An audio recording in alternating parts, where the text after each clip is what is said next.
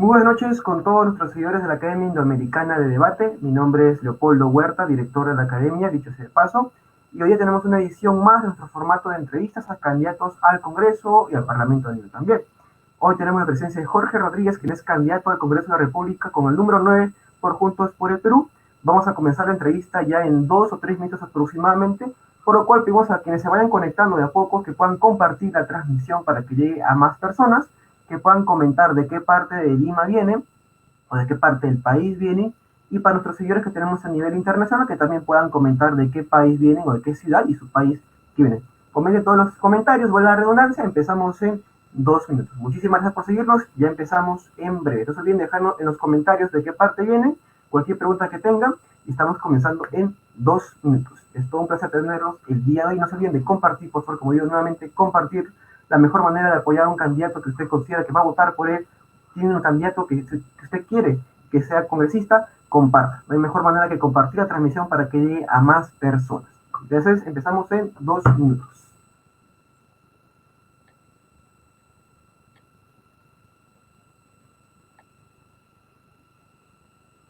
Tú lo explicas, ¿no, Leopoldo? Sí, ¿Por ahorita qué les no? explico Sí, Dale. ahorita explico todo eso. En un ratito, justo cuando empecemos, les voy a explicar a toda la audiencia que me está siguiendo lo que ha pasado y Ya, ya estaría empezando con la entrevista. vale. ¿Bien? Más bien, te voy a enviar aquí justo a WhatsApp el enlace de la transmisión. Para que lo puedas ir compartiendo. Aquí está. Acabo de enviártelo en el WhatsApp. Esa es la transmisión Ok. en vivo que está en este momento.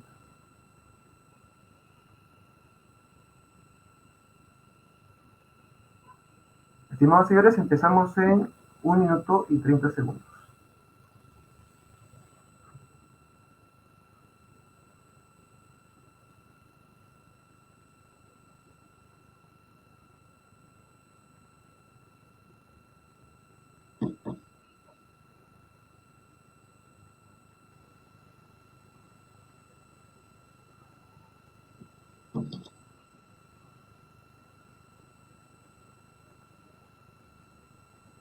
Empezamos en 1 minuto, estimada audiencia, y empezamos en 1 minuto.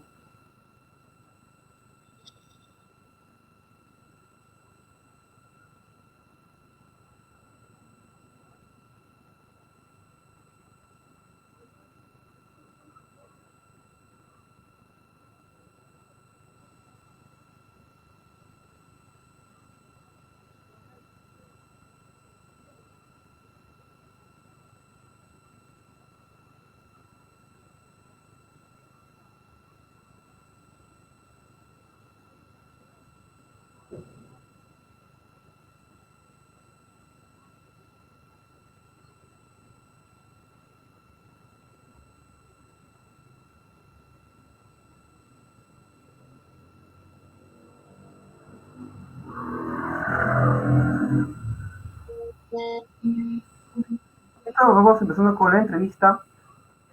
En estos momentos, los que más señores se van uniendo a la transmisión y van comentando y van compartiendo. Bueno, inicialmente queremos pedir disculpas a toda nuestra audiencia. Estaba programado un debate entre el candidato Jordi Wharton de Renovación Popular y el candidato que está aquí presente, Jorge Rodríguez, número 9 de Juntos por el Perú. El candidato no va a poder asistir por temas de salud, nos comentó un día antes del debate que no iba a poder estar. Por ende, pedimos disculpas, también por parte del candidato se pide disculpas a toda nuestra audiencia. Está programado un debate. No obstante, nosotros siempre somos fieles a nuestros seguidores y damos todo lo mejor para ellos. Y vamos a entrevistar al candidato Jorge Rodríguez, que sí está el día de hoy, que sí aceptó y ha cumplido con el plazo determinado en estar el día con nosotros para exponer sus propuestas, sus ideas y su perspectiva como candidato y también como joven rumbo a las elecciones 2021. Muy bien, Jorge Rodríguez, muchísimas gracias por estar el día de hoy. Es un placer conversar contigo. Gracias. Gracias, Leopoldo, por la invitación. Porque quiero empezar con la primera pregunta. Vamos, sobre el tema de la coyuntura nacional, ¿cuál es tu opinión sobre lo que está pasando en el país? Como candidato de Juntos por el Perú, ¿estás a favor de la cuarentena? ¿Estás en contra? ¿Crees que se hubiera otra medida? ¿Qué opinas en general sobre la coyuntura que vive nuestro país? Y también, bueno, los escándalos de corrupción que ha salpicado, ¿no?, al gobierno. ¿Crees que realmente solamente son funcionarios del gobierno de Vizcarra o también el Partido Morado puede estar también involucrado en ese sentido? ¿Cuál es tu opinión en general de lo que se vive ahorita en nuestro país? Bueno, en principio, bastante preocupante, ¿no? Eh, Vivimos una situación dramática todos los días. Y te lo menciono porque justo yo acabo de perder a un buen amigo, a un compañero de muchas luchas, un sindical, eh, bastante entregado al movimiento de los trabajadores, Moisés Ochoa, dirigente de los trabajadores petroleros, que ha muerto el día de hoy justamente por COVID. Y lo que hemos tenido que vivir con él, y es probablemente la historia de miles que llegan con desesperación a los centros de salud, sin embargo, la posibilidad de tener un espacio, porque los centros de salud, los hospitales están totalmente colapsados, no hay oxígeno, ¿no? El drama del oxígeno es real, y de eso depende la vida de las personas en horas. Hay oxígeno, la gente está haciendo colas, el día de ayer hemos estado buscando por todos los medios, incluso han habido compañeros que se han ido hasta Ica para ver si se podía conseguir. Ha sido un terrible drama, que estoy seguro que miles de personas se sienten identificadas porque es lo que están viviendo todos los días, ¿no? Y en medio de ese contexto complicado en el cual las cifras de COVID, de muerte, hemos superado picos más altos de la primera ola, estamos hablando de casi 1.000 muertos por día, fácilmente ya pasamos segura la cifra de los 100.000 muertos que mencionaba el SINADEF hace unos días. Entonces estamos en una situación sumamente crítica, sumamente desesperante, ¿no? La gente está con mucha desesperación, desazón, frente incluso a lo que ve, golpeada emocionalmente, porque los escándalos de corrupción, los escándalos sobre el tema de las vacunas también golpea a la población, las golpea moral, emocionalmente, porque sienten que finalmente quienes están gobernando, quienes están dirigiendo la lucha contra la pandemia o que tendrían que tener el deber de dirigirla, bueno, están preocupados en principio en cómo salvarse su propio pellejo ellos mismos, ¿no? Y frente a la indolencia, a la indiferencia, ¿no? Y a la pasividad que muestran para enfrentar la pandemia, la población, yo creo que esto ha sido un golpe terrible y esto debe investigarse y accionarse, ¿no? Porque detrás de esto existe toda una lógica que ha funcionado en los últimos 30 años, probablemente el lobby, ¿no? Y la forma como el espacio privado, ¿no? Termina por corromper al espacio público, termina por lanzar básicamente por fines comerciales. Es la historia que hemos tenido en nuestro país en los últimos años, ¿no? Hay casos, hay montones, ¿no? Entonces, investigarse porque no debe pasar como un hecho anecdótico más. Estamos hablando de la vida de miles de personas que en estos momentos están en juego, ¿no? Y sobre el tema de la cuarentena, mira, nosotros desde Juntos por el Perú tenemos una visión sobre cómo enfrentar esta situación.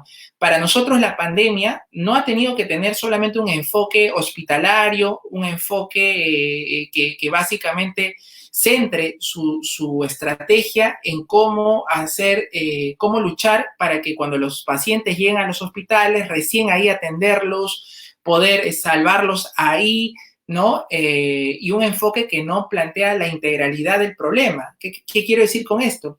Que la pandemia no solamente es un problema biomédico, un enfoque hospitalario, estamos hablando de un problema social, económico, que agudiza las desigualdades, que agudiza las diferencias y que finalmente tiene impactos en la salud de la gente. No es raro, Leopoldo, que nuestro Perú, que nuestro país haya sido uno de los países más golpeados por el tema de la pandemia en el mundo, ¿no? Y eso uno dirá, ¿por qué? La gente se pregunta, ¿por qué?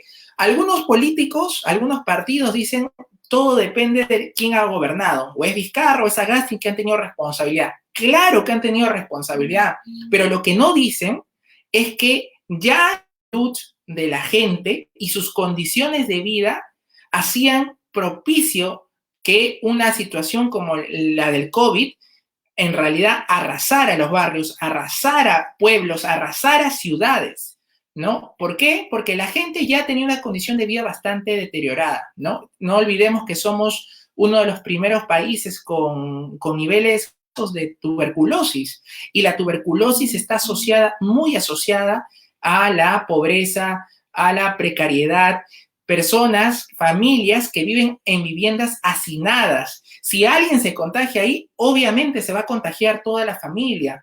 Un trabajo precario, el 70% de la población está en un trabajo informal, eso quiere decir que se gana la vida del día a día. Y la salud, el sistema de salud es un sistema de salud que en estos últimos 30 años de este modelo ha hecho que tenga menor financiamiento, esté desarticulado. Estamos hablando de 4 subsistemas que no coordinan entre ellos, que tienen administraciones distintas y que tienen servicios en condiciones no adecuadas, ¿no? El personal de salud que está en primera fila, estamos hablando de un personal con bastantes limitaciones por temas económicos, materiales e incluso de recursos humanos, ¿no? Varios de los intensivistas decían, por más que pongamos más,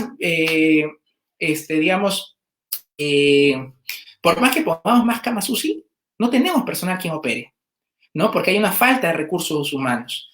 El monopolio del oxígeno ha sido todo un problema y ese monopolio no se ha cuestionado en todos los años, porque para quienes gobiernan, que han sido los neoliberales, ¿no? Que han estado en estos últimos 30 años, tener este tipo de negocios es normal. Para ellos es más de lo mismo. El Estado ha tenido que achicarse cada vez más porque supuestamente el privado podía generar mejores servicios, podía brindar una mayor cobertura, pero lo que hemos visto es la crisis de este modelo de sistema.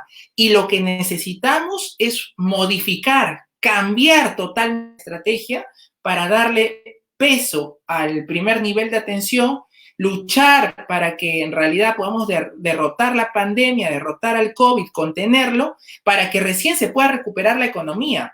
O sea, es falsa esas tesis que mencionan que podemos en estos momentos reactivar la economía como sea, con cifras de contagio y de muertes como están ahora, sin ningún tipo de cobertura por parte del Estado. Todos los días, Leopoldo, todos los días la gente está muriendo y estamos entrando a un escenario de mucha desesperación, ¿no? Claro, coincido contigo, la verdad, hay una falta de eficiencia, no hay falta de gestión en realidad. Bueno, según las estadísticas, inclusive en el sector de salud había en los hospitales en promedio 4 trabajadores administrativos por cada médico, ¿no? Lo que da a entender la excesiva burocracia que hay, porque puede haber recursos, pero falta ese manejo que hay y las reglas claras. Justamente quería consultarte en ese tema, ¿qué opinas? Habla un poco sobre el tema del sector privado que justo mencionabas, sobre el tema de que el sector privado pueda importar, bueno, aún no se puede ya que los contratos para las vacunas son gobierno a gobierno, pero obviamente se presume, ¿no?, que en el futuro se va a poder. ¿Qué opinas de ese decreto supremo que daba que las vacunas podrían ser importadas y vendidas por el sector privado en el país? ¿Crees que ello ayudaría realmente o crees que no sería implementar? ¿Cuál es tu opinión en ese sentido? Yo creo que el enfoque que tenemos que tener para la vacunación de la población tiene que tener, digamos, un criterio donde prime finalmente. Y eso quiere decir que dentro de la población hay población vulnerable que tenemos que atender ya ahora para que no se muera. Entonces, hay prioridades para poder comenzar la propia vacunación. Debemos empezar con la población más vulnerable y luego consecutivamente ir vacunando a todos y todas. O sea, no debe primar el criterio de que si yo puedo pagar, puedo tener más dinero, me vacuno antes. O sea, avanzo y salto la cola que se está haciendo, ¿no? Porque simplemente tengo más dinero, ¿no? El criterio debería ser ese, de poder tratar de salvar a mayor cantidad de gente. Entonces, si yo tuviera los recursos, soy un hombre de 33 años, la prioridad la tengo yo.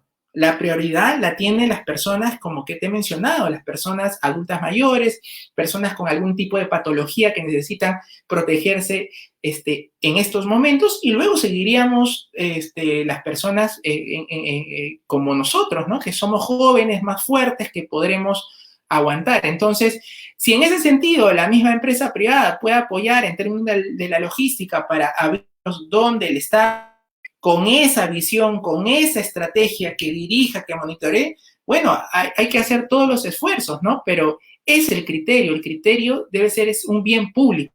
un bien común, no debe primar el negocio como mercancía, ¿no? La vacuna, si empieza a tener un costo, una mercancía, bueno, se desnaturaliza todo, ¿no? Y hemos visto que cómo se ha actuado en esta pandemia con la atención, por ejemplo, en las clínicas, ¿no? Estamos hablando que en estos momentos me dicen que hay camas que te cuestan 150.000 soles la noche. O sea, ¿quién puede pagar 150.000 soles la noche? ¿Y cómo es posible que el Estado permita que suceda eso? ¿A ti te parece correcto, Leopoldo, que sucedan esas cosas? ¿Te parece que cuestionar ese tipo de modelo es una propuesta desfasada, es una propuesta que mira al pasado? ¿O más bien no te parece que es lo que deberíamos cuestionar, lo que deberíamos empezar a preguntarnos si ese es el tipo de modelo que queremos para nuestro país, si ese es el tipo de desarrollo que nos están vendiendo durante años?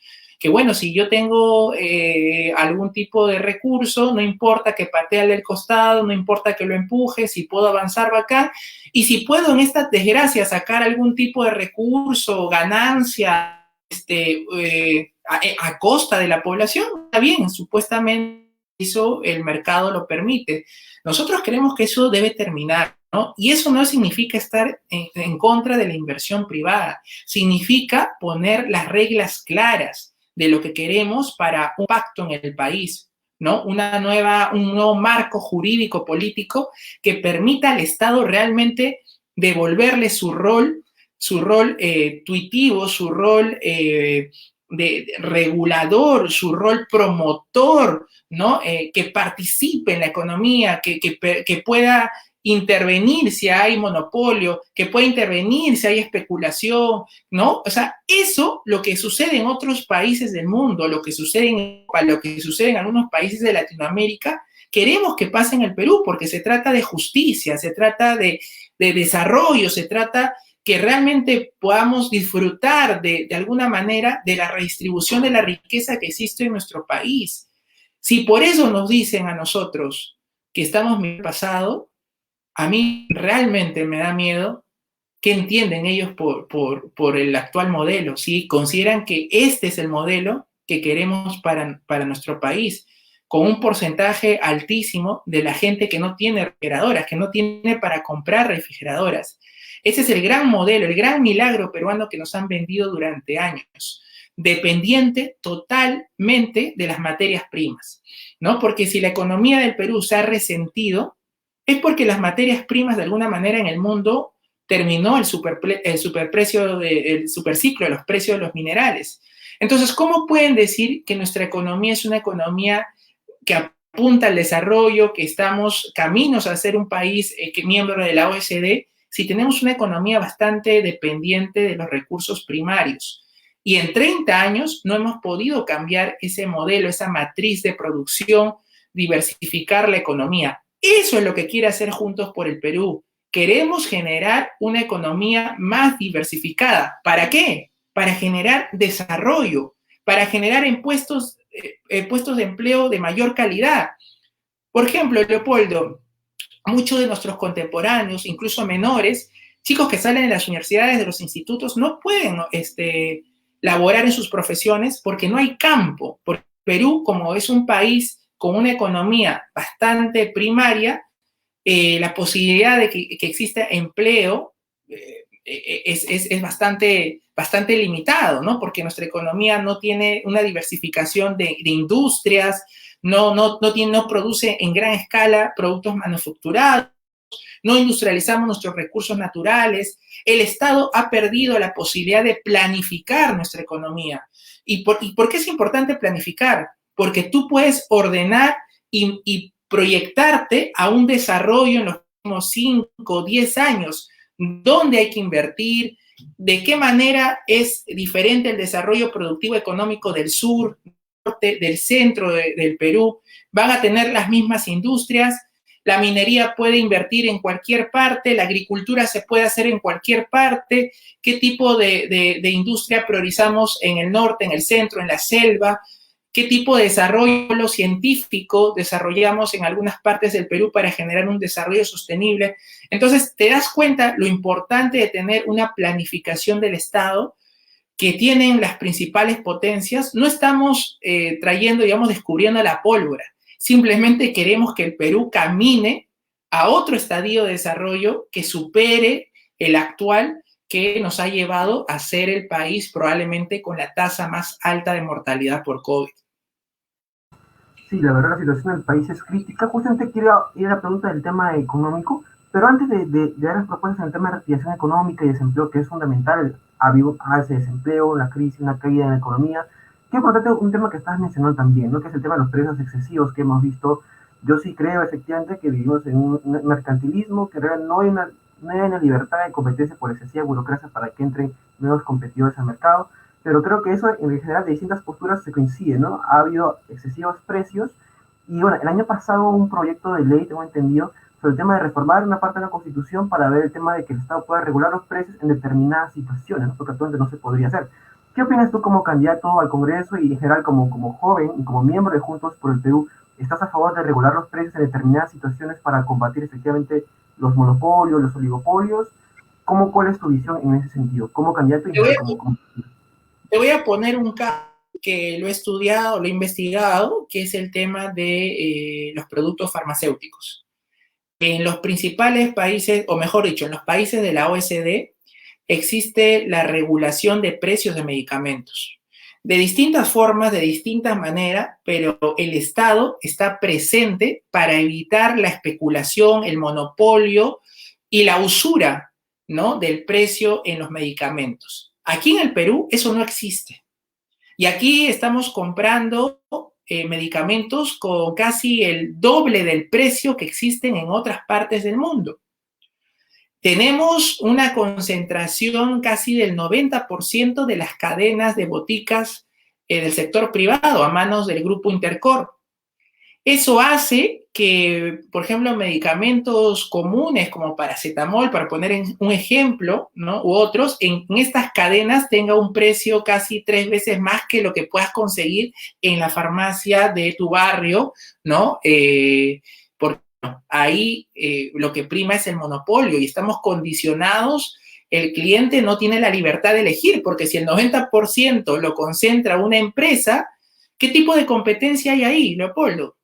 No hay ningún tipo de competencia. Estamos hablando de casos, por ejemplo, de medicamentos para las personas con cáncer que tienen digamos, 300% más de su precio que está en el mercado. O sea, hay estudios sobre ese tema y los principales países en el mundo tienen la forma de regular esa situación, porque el mercado no se regula solo.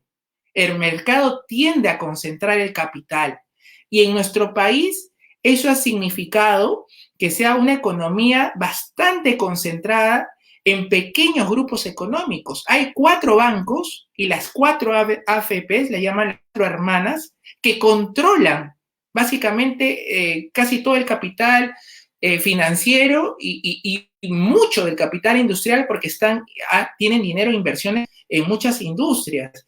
Pero si te das cuenta, son 4.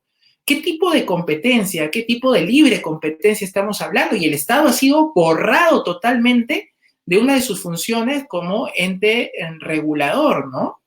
Y estamos también hablando de que si es necesario que el Estado pueda volver a ser un Estado empresario, que pueda invertir, que pueda promover, participar en la economía, que sí. Y eso no nos debe sorprender. ¿Por qué no nos sorprende, por ejemplo, por qué no salen los que hay muchísimas empresas estatales de otros países que tienen negocios en el Perú? Pero nosotros no. Es casi como una fatalidad, Leopoldo. Es casi como que te hubieran vendido el cuento de que el peruano es corrupto per se, que tenemos un gen corrupto y que el Estado es ineficiente per se. El Estado no debe existir. El Estado no sirve para nada. Sin embargo, en esta crisis, cuando la economía se fue abajo, cuando ha afectado todas, digamos, las actividades humanas, ¿no? Los primeros que fueron a tocarle al Estado para que les preste dinero fueron las grandes empresas con el Reactiva Perú. Ahí sí funciona el Estado. Para eso sí funciona el Estado. Pero para garantizar derechos, no. para poder brindar apoyo a la población que se ha quedado sin empleo con un bono universal, tampoco. Ahí no se debe gastar, pero sí se debe gastar en prestarle dinero a un crédito, ¿no? Tú notas ahí la incongruencia de la lógica neoliberal que ha ido construyendo una sociedad muy desigual, una sociedad egoísta, que nos ha hecho creer que estamos en un espejismo, ¿no? Nos han vendido la idea de que Perú era la China de Sudamérica, que crecía a cifras de 8, 7%. Sin embargo, los índices con los cuales se mide la desigualdad y la pobreza son bastante criticables y bastante subjetivos, ¿no? Aquí casi una persona que tiene un ingreso de 300 soles deja de ser pobre, no lo consideran pobre. Yo te pregunto, ¿tú podrías vivir con 360 soles, Leopoldo? ¿Tú podrías vivir? ¿no? Así miden la pobreza. O sea, si ya no eres pobre, bueno, eres una persona, digamos, de clase media baja. Yo me sorprendo y realmente me asombro de cómo nos creer ese cuento. ¿Cómo podemos creer ese cuento, no? Y ese relato, esa narrativa, es la que se ha construido en todos estos años. Y son lo que los otros partidos defienden. Cuando tú escuchas a los otros partidos, no, el error es el gobierno, el error es el Estado, todo lo demás está bien. No toquemos, por favor, lo que está bien. Y tú volteas y dices, sí, la responsabilidad de los gobiernos, pero también de los que están atrás, de cómo se de las AFPs, Leopoldo, las AFPs, ¿cómo se originaron las AFPs en el Perú? ¿Quién las trajo? ¿Las trajo un señor como Boloña, ministro de Fujimori, saliendo en el tiempo de la dictadura, antes que salga, firman un decreto y se arman las AFPs, él las trae como negocio? Y acá no hubo nada de libertad de que yo me quise trasladar. Pregúntale a tus padres, pregúntale a la gente que nos está escuchando, la gente mayor, los obligaron, casi hubo una obligación de arriba hacia abajo de varias empresas de trasladarse de la ONP a las AFPs. Y las AFPs no nacen con el fin de que tú puedas tener una pensión digna al final de tus días.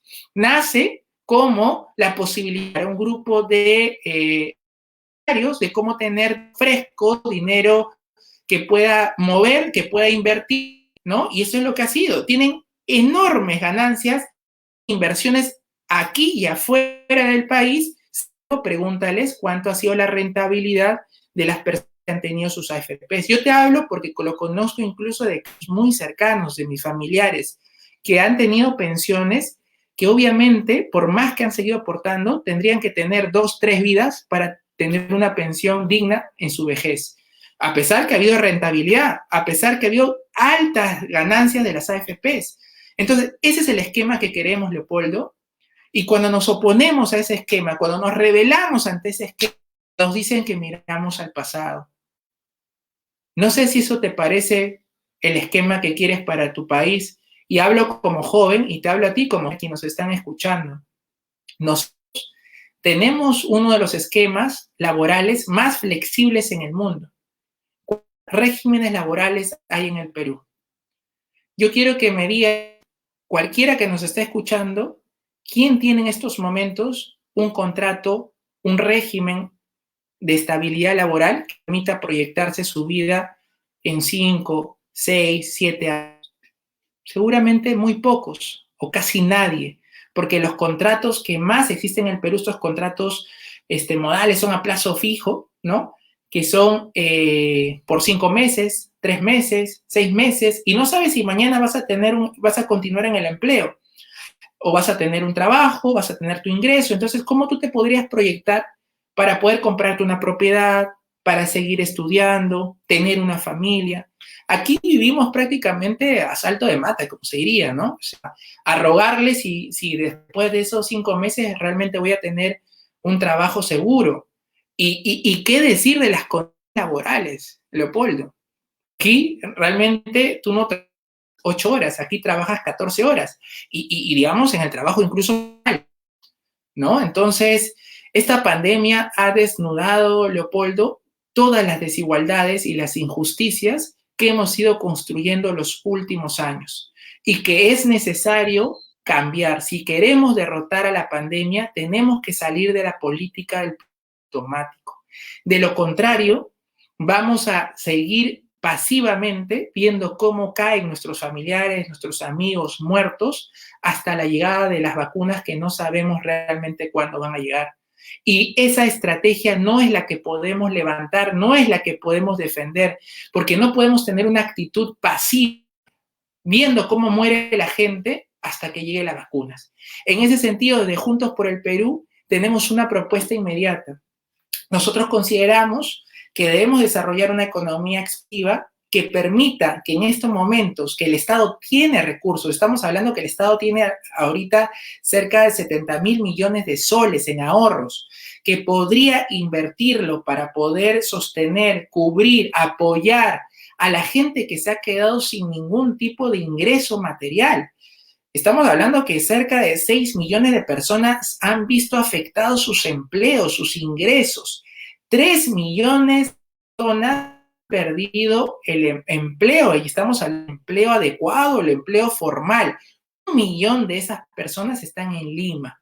O sea, un joven que, por ejemplo, hasta hace el año pasado trabajaba en un cine, que eso mínimo, hoy día se quedó en la calle, pero como no entra en el enfoque de pobre, porque hasta hace ese tiempo, hasta el tiempo que se hizo, digamos, el padrón, se hizo las encuestas, él era un joven de clase media con un ingreso mínimo, entonces no debería recibir ningún tipo de ayuda.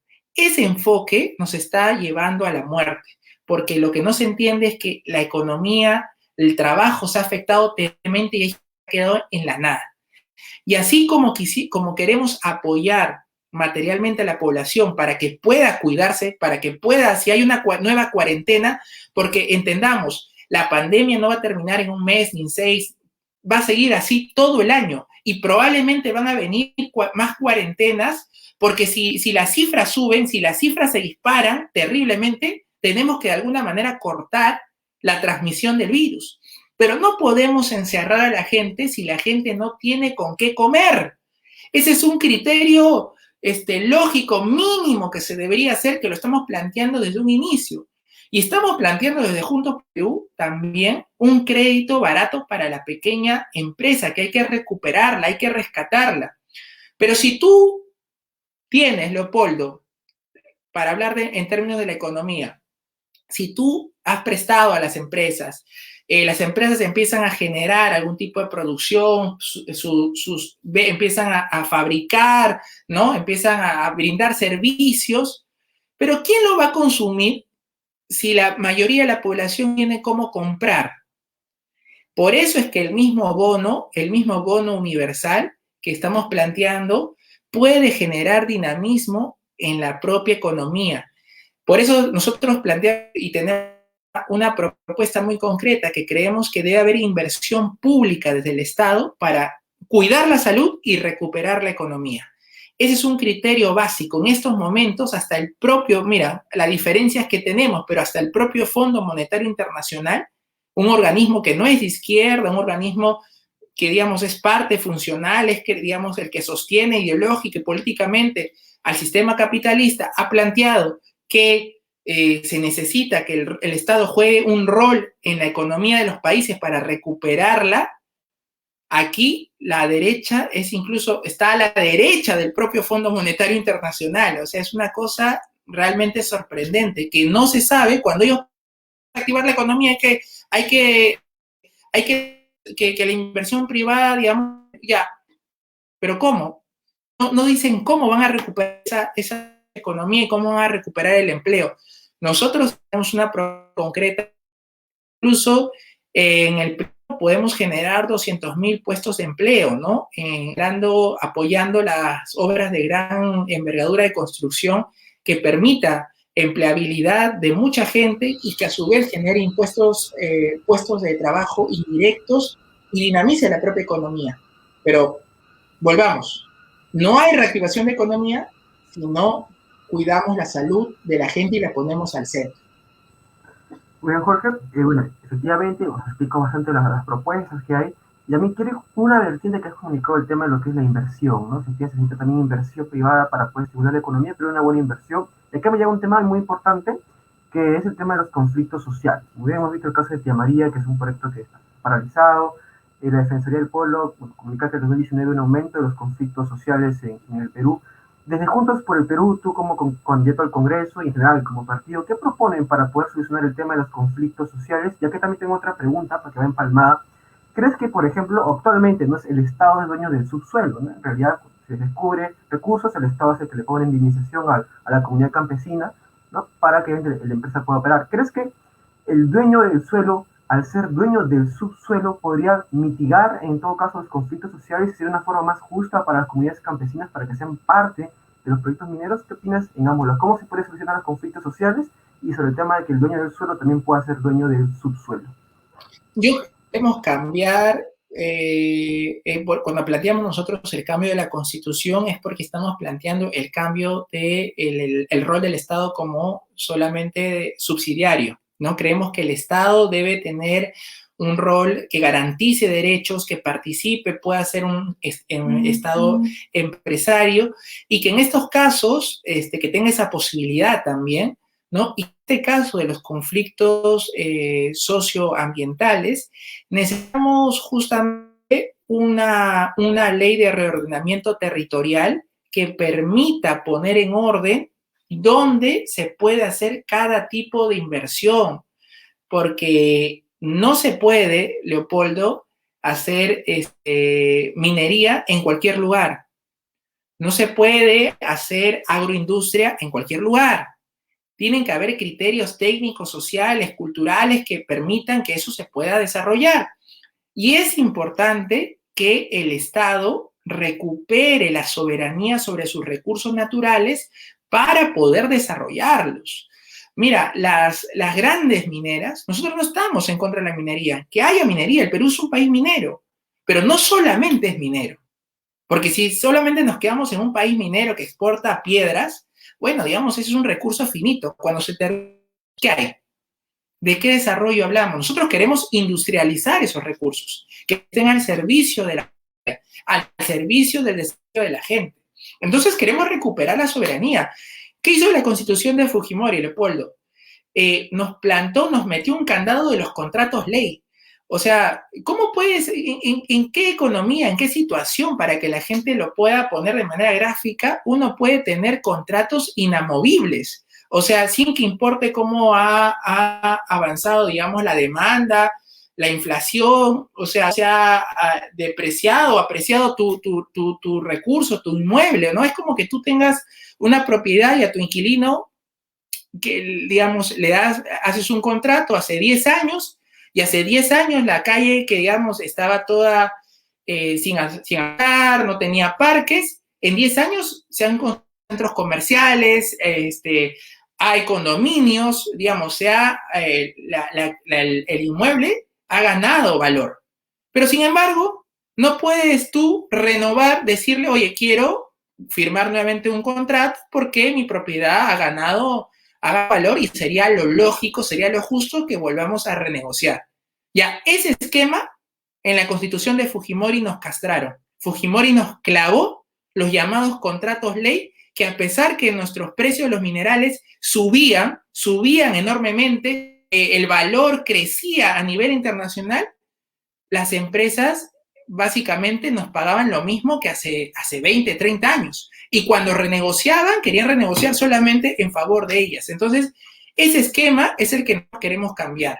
Se dijo que en Bolivia, cuando se hicieron esos cambios para renegociar con grandes transnacionales, se iban a ir. Todos se van a ir porque nadie quiere volver, nadie quiere, digamos, tener un Estado que cuestione el orden jurídico. Se cambió y las transnacionales negociaron con el gobierno. Repsol negoció, se quedó, obviamente el Estado puso sus términos en mejores condiciones, pues había un mayor valor del recurso y aceptaron. Eso lo hace todos los estados del mundo, Leopoldo. Nuevamente, a nosotros nos han vendido el cuento de que aquí es como la tierra del nunca jamás, donde no se puede hacer nada de eso, ¿no? Y justo en esa línea, justo también de pasar para que nos puedas comentar más de tus propuestas como candidato, tengo una pregunta adicional, por ejemplo, sobre el tema del agro, ¿no? Verónica Mendoza hablaba sobre el tema de una segunda reforma agraria, o creo que también especial VITES, que es de Juntos por el Perú también. Vimos, por ejemplo, el año pasado lo que era la antigua ley de promoción del agro, en que prácticamente se pagaba por jornal, por día, 39 soles, 50, y hubo las protestas, ¿no? Que reclamaban que se les pueda pagar 65, porque en otras regiones inclusive se le pagaba hasta 70 soles por jornal, en el caso de Ica se les pagaba menos, ¿no? Se dio una nueva ley de promoción agraria, que obviamente falta complementarla más. ¿Qué opinas sobre el tema del agro, sobre la nueva ley? Y nos puedes explicar de repente un poco sobre en qué consiste el proyecto de nueva reforma agraria que se comentaba hace unas semanas atrás, ¿no? Por parte de Juntos por el Perú, y creo también que por el Frente Amplio. Sí, disculpa que me estaba moviendo mientras me preguntaba porque ahora mi batería se estaba muriendo.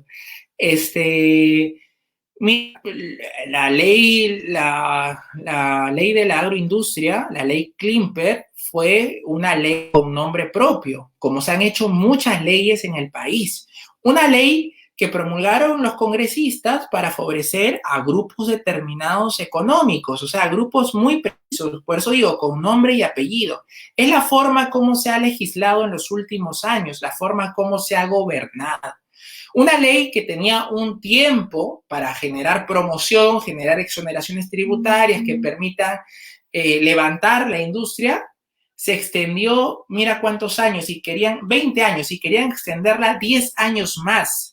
10 años más, a pesar de las grandes ganancias que tenían las agroindustriales, sus trabajadores ganaban jornales de, ya no de miseria, sino de esclavitud, en condiciones realmente deplorables, ¿no? Estamos hablando de jornales de 30 soles, de menos de 30 soles diarios por jornada de trabajo de 12 horas, partiéndose el lomo, en condiciones que ni siquiera tenían servicios higiénicos a la mano. Yo he conocido y hay testimonios de las propias mujeres que en algunos casos han tenido que usar pañales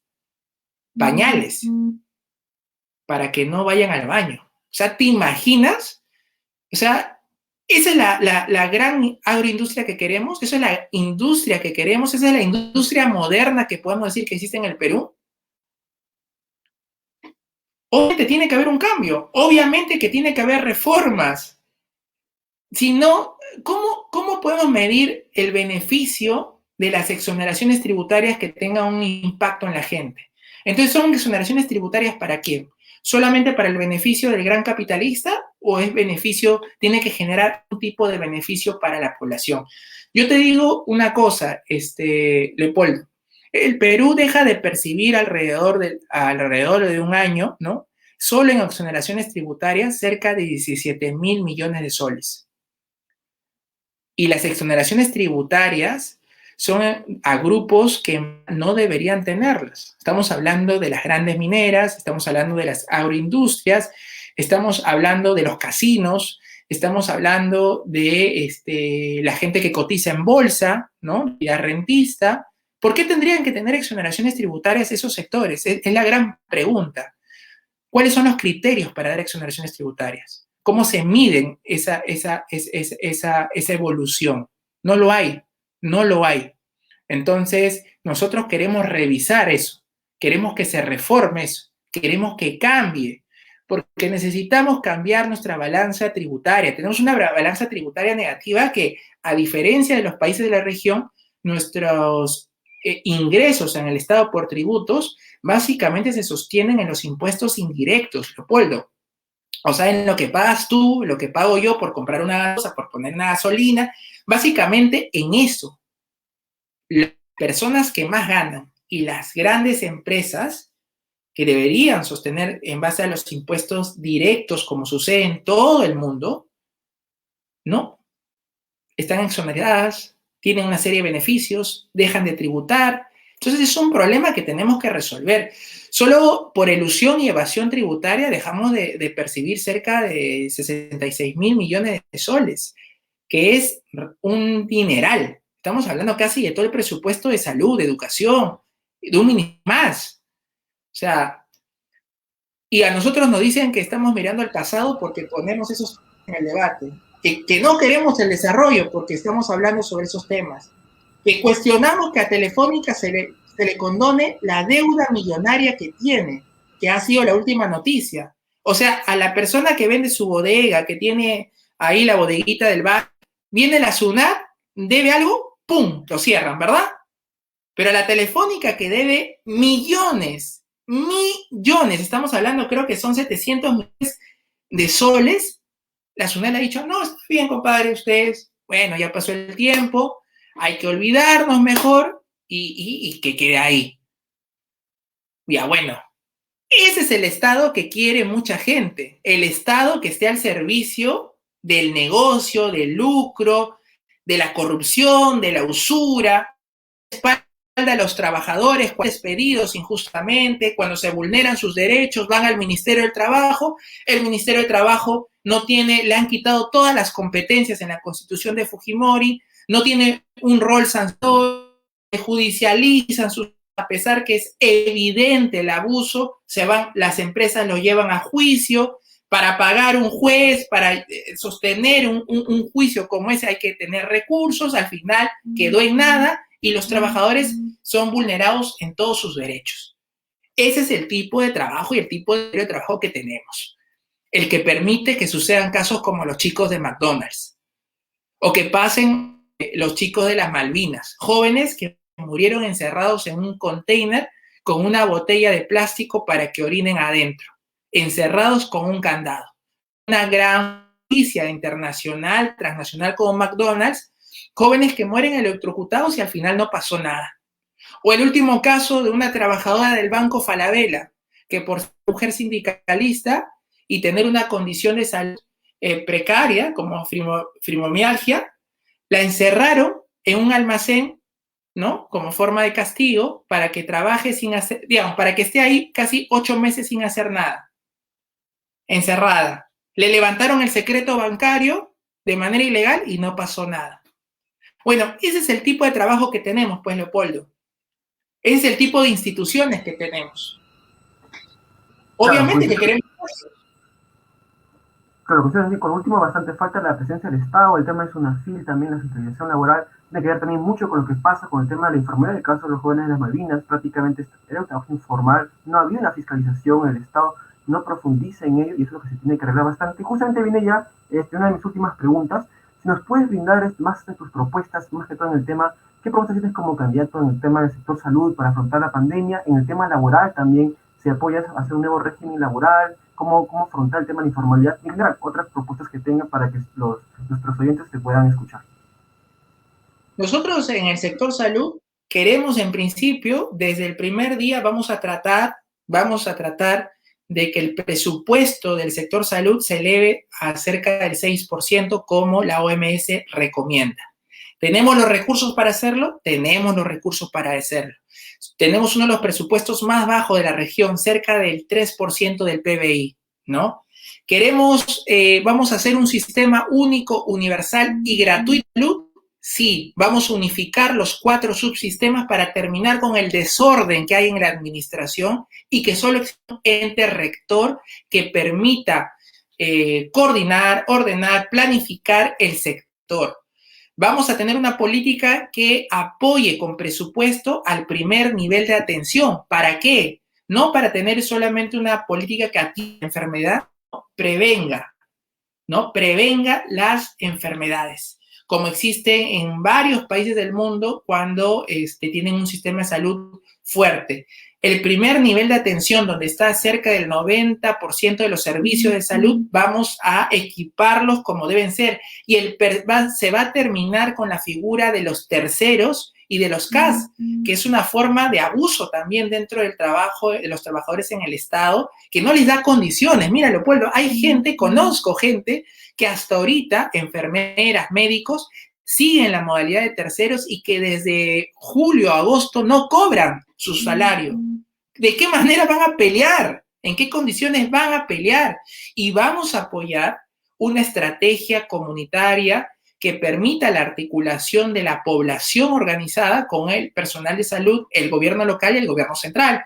Y de acá te hablo de una experiencia muy cercana que yo mismo he acompañado, que son la conformación de los comités anti-COVID, ¿no? que están haciendo, digamos, la pelea para contener barrio por barrio. Y en el sector del laboral, trabajo, vamos a pelear por una nueva ley general de trabajo. Queremos una nueva ley general de trabajo. El Perú tiene 40 regímenes laborales, 40 regímenes diferenciados. No pueden decir que aquí existe rigidez laboral. Eso es falso. No hay país en la región que tenga tantos regímenes laborales. Y es la forma como le sacan la vuelta a la ley para vulnerar derechos. Una nueva ley general de trabajo que termine con el abuso de la tercerización de las actividades principales permanentes que se realizan, ¿no? Que reforme el Ministerio de Trabajo y la SUNAFIL para devolverle las competencias que le quitó la Constitución fujimorista, su rol tuitivo y su rol sancionador. Y vamos a terminar con una serie de vulneraciones y abusos que se han cometido en el marco laboral, como por ejemplo el tema del trabajo remoto, que el trabajo remoto tiene, digamos, tiene que ser legislado. Lo que existe aquí, una ley desde el 2015, pero que falta reglamento, y digamos, y lo que hay en otras partes del mundo, que es el teletrabajo, ¿no? Que está normado. No es que tú en tu casa estés en disposición de todas las para tu empleador. Y no es que tú tienes que gastar tu internet, que tienes que, digamos, gastar una serie de recursos. Eso tiene que estar normado, porque es la forma también como se está abusando en esta situación. Y quería terminar, Leopoldo, muy brevemente, con la situación de las mujeres, que es un tema que también nosotros estamos trabajando. En esta pandemia hemos visto que otra pandemia se ha agudizado, que es la violencia contra las mujeres. El tema del feminicidio, las violaciones sexuales, se ha agudizado por el encierro. Se han agudizado porque las mujeres han perdido el empleo, han perdido su participación en la producción, en la economía, su autonomía económica, y han vuelto al espacio privado. En casas hacinadas, en viviendas hacinadas, permiten justamente este tipo de situaciones. Nosotros queremos tratar la situación y el problema de las mujeres de manera integral. Hay una cuota cultural, hay una cuota, digamos, machista de la sociedad, pero también tiene que haber una política que acompañe de cómo generamos autonomía de las mujeres económicamente, materialmente, para que se pueda trabajar, sea parte de la producción. Y eso es, por ejemplo, que a la mujer hay que darle todas las facilidades. Cuando es madre, cuando tiene familia, no es posible que porque una mujer quede embarazada tengan que despedirla, ¿no? Tenga que o ver cómo consigue ella misma una guardería, alguien que tenga, que pueda cuidar a sus familias. Necesitamos hacer las guarderías en los lugares, las licencias por maternidad y paternidad. Bueno, si en este caso son ambos, tiene que haber una responsabilidad compartida. Tenemos que lograr que la mujer recupere ese espacio en la sociedad, protegiéndola. Y estos centros de protección de las mujeres que hay, tenemos que desarrollarlas de mejor manera, porque uno de los problemas cuando hay violencia es que muchas mujeres no tienen a dónde ir, dónde escapan del violentador, de dónde. Entonces tenemos que analizar eso. Y estamos desarrollando, y son estas las políticas que queremos llevar al Parlamento, al Ejecutivo, para cambiar nuestro país, derrotando la pandemia y lograr los cambios al corto, mediano y largo plazo. Y bueno, una penúltima pregunta, antes de ya la última pregunta para terminar la entrevista. Sí, mencionabas el caso de lo que es la violencia, el tema obviamente de la salud mental es un tema que en general, independientemente de género, afecta mucho al país. Ya, bueno, desde antes se veía un estigma al tema de ir a un psicólogo, un psiquiatra. El suicidio, por ejemplo, es una de las mayores causas de defunción en los jóvenes. Entonces, de Juntos por el Perú, incluso también índices de alcoholismo que ha aumentado en adolescentes, por ejemplo, en Puno, en el sur del país. ¿Qué se podría hacer en el tema de salud mental? ¿Qué propone? Ya que es un tema que, dicho sea de paso, no está muy tocado por los partidos políticos en estas elecciones, no se toca a profundidad, se toca mucho lo que es la economía, lo cual es muy importante, efectivamente, se toca mucho lo que es el tema del agro, el tema laboral, los conflictos sociales, pero hay un tema que se está escapando, y es el tema de la salud mental, y yo creo que es un tema clave, importante para nuestro país. ¿Cuáles son tus propuestas como candidato y como Juntos por el Perú para solucionar el tema de la salud mental en el Perú? Y mira, y te hablo de la experiencia personal. A mí, yo he crecido en un hogar con una persona con esquizofrenia, ¿no? Entonces yo sé lo duro que es vivir con una persona que tiene, digamos, eh, alguna condición como esta, ¿no? Que afecta su salud mental y que no solamente lo afecta a él como persona, sino que al final termina toda la familia, todo su entorno, afectándose por su condición. Y en muchos casos, esas personas terminan en situaciones muy tristes, Leopoldo. La familia los olvida, la familia los vota o la familia se cansa. Y no hay desde el Estado una política sostenible que trabaje el problema de la salud mental que en estos momentos se ha agravado, que por temas de la pandemia se ha agravado. Hay una política multisectorial que trata el tema que creo que deberíamos desarrollar con mayor fuerza para que en el primer nivel de atención de salud exista siempre un psiquiatra, un psicólogo que permita atender, monitorear el tema de la salud mental, ¿no? Porque el tema de la salud mental es un tema medular, muy importante, ¿no? No necesitas tener esquizofrenia para poder tener algún tipo de atención en salud mental. Existe la depresión, ¿no? Muchas manifestaciones que en estos momentos, producto incluso de tu vida precaria, de tu situación económica, necesitas un tipo de soporte, un tipo de tratamiento, y un tratamiento donde la comunidad intervenga, donde el primer nivel de atención pueda estar monitoreando. Entonces, nosotros le vamos a poner muchísima fuerza al desarrollo del primer nivel de atención para que exista una política de salud mental que esté desde el territorio, desde el barrio, pueda ser monitoreada, atendida eficientemente, ¿no? Gracias, Jorge, por lo que nos estás comentando, por las propuestas que le doy. Para finalizar, ¿no?, con última pregunta, sí, bueno, ¿qué mensaje final darías a la población? ¿Por qué la población tendría que votar por ti? Y bueno, para que cuentes un poco más de tu trayectoria, de tu experiencia, para que el público te pueda conocer más. Bueno, nosotros queremos los llamamos a que tengan esperanza, a que sigan luchando. Estamos en una situación muy difícil. Y te lo digo, Leopoldo, y lo digo a la gente que me está escuchando. Sinceramente, yo creo que este no era el mejor escenario para que se den las elecciones, porque estamos en medio de muerte, estamos en medio de desesperación. Y me indigna la actitud de quienes gobiernan, la actitud del gran empresariado que se burla, que se vacuna antes de la gente. Y también me indigna la actitud de varios candidatos al Parlamento y a la presidencia que piensa que está en una fiesta, que piensa que esta es una campaña donde puede hacer un show, que la gente está para eso. No, la gente la está pasando muy mal, la gente está desesperada. Pero yo los llamo a todos ellos a organizarse, a luchar en estos momentos para tratar de derrotar la pandemia.